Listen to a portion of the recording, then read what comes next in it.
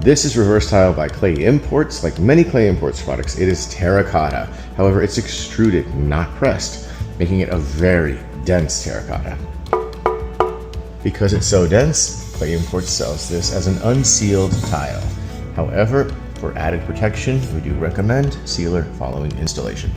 Clay Imports has two recommended sealers for Reverse Terracotta, penetrating sealer, and low VOC topical sealant.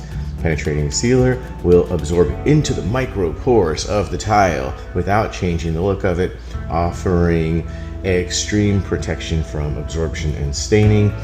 Low VOC sealant is topical, meaning that it will dry on the surface of the tile, changing the look of it a little bit and adding a little bit of sheen.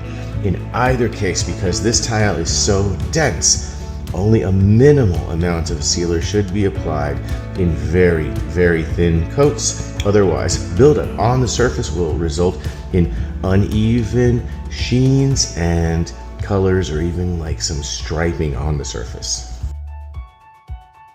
Sealing the smooth side of the reverse tile with either sealer is very easy. Simply pour it into a bucket. Apply a very small amount on a grout sponge. And for this first example, we're using the penetrating sealer. You can literally see how fast the sealer is drying.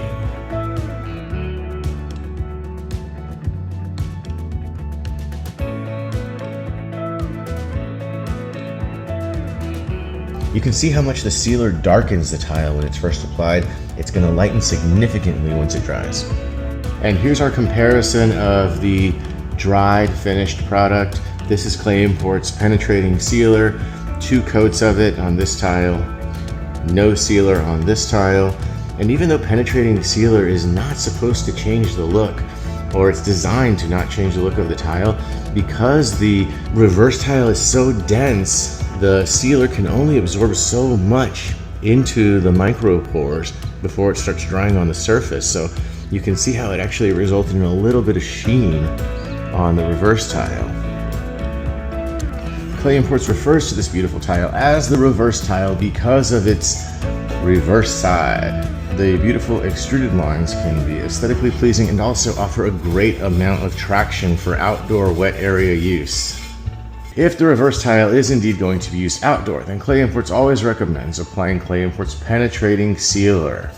For this test, we're going to be applying the sealer with a grout sponge. However, for larger areas, Clay Imports penetrating sealer can also be applied with an air sprayer. You can see how much the tile darkens when the sealer is applied, significantly changing the color and the look. This will dry to almost no color change.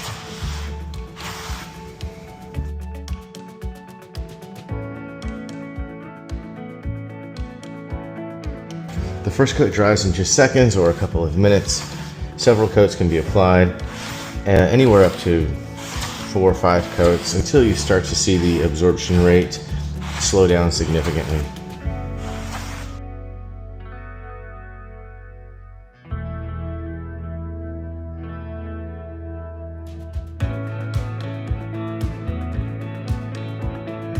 This is what the finished product looks like. 4 coats of Clay Imports penetrating sealer on the reverse tile. This is a piece of reverse tile that has no sealer on it.